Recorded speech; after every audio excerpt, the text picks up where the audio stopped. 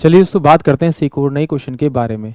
इस क्वेश्चन में एग्जामिनर ने कहा है Sudha bought 80 article at a same price should sold some of them 8% profit and the remaining is 12% loss resulting in the all over profit 6%। The remaining item sold at 8% profit. तो चलिए आइए solve करते हैं इस एक और क्वेश्चन को। देखिए एग्जामिनर ने क्या कहा कि भाई उसने टोटल जो आर्टिकल खरीदे वो 80 रुपीज़ के खरीदे। मान लेता हूँ कि 1 रुपये का एक आर्टिकल है तो 80 रुपये खरीदे। क्या था उसमें से 8% को उसमें से कुछ को उसने 8% के प्रॉफिट बेचा और कुछ को 12% पे लॉस पे बेचा, और जो ऑल ओवर प्रॉफिट हुआ वो 6% का हुआ।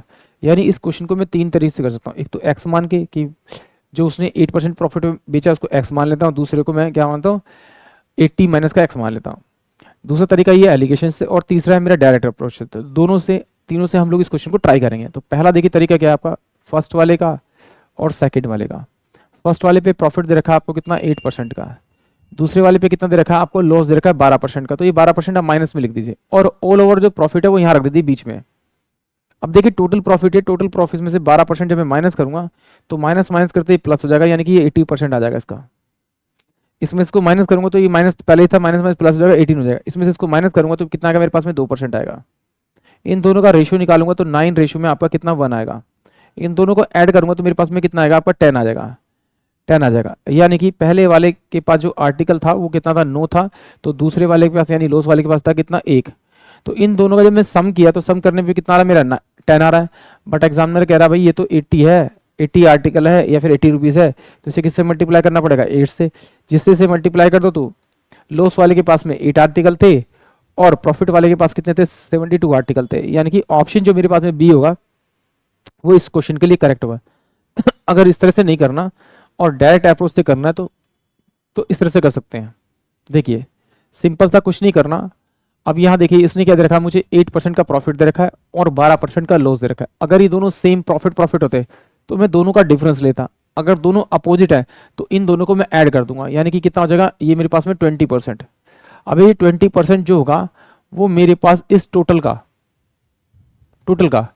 देखिए ये जो 8% की वैल्यू निकालनी जिसकी निकालनी इसको छोड़ दीजिए, उसके दूसरे वाला यानी कि ये 12% लॉस है तो इसको आप टोटल प्रॉफिट में आप जोड़ दीजिए, लॉस को टोटल प्रॉफिट में जोड़ दीजिए। अगर ये मेरे पास में प्रॉफिट होता तो मैं माइनस करता। इन दोनों को आप जोड़ दीजिए अपोजिट है तो, और इसका निकाल दीजिए तो कितना का 12 और 6 18, 18 बटे में आपका 100 कर दीजिए इसको। ये 20% है, इसको क्या बनाना है आपको टोटल 100%। तो किससे मल्टीप्लाई करना है 5 से, 5 से मल्टीप्लाई करते कितना हो जाएगा 100, तो 5 से आप इसे मल्टीप्लाई कर दीजिए तो ये कितना हो जाएगा 5 दूनी 10 और 20 चौक 80 और 38 चौक 18 चौक 72, यानी टोटल जो आर्टिकल थे उसके पास में वो कितने थे 72 थे। आप इस तरह से कर सकते हैं, नहीं तो फिर सिंपल सा फंडा तो है ही मेरे पास में।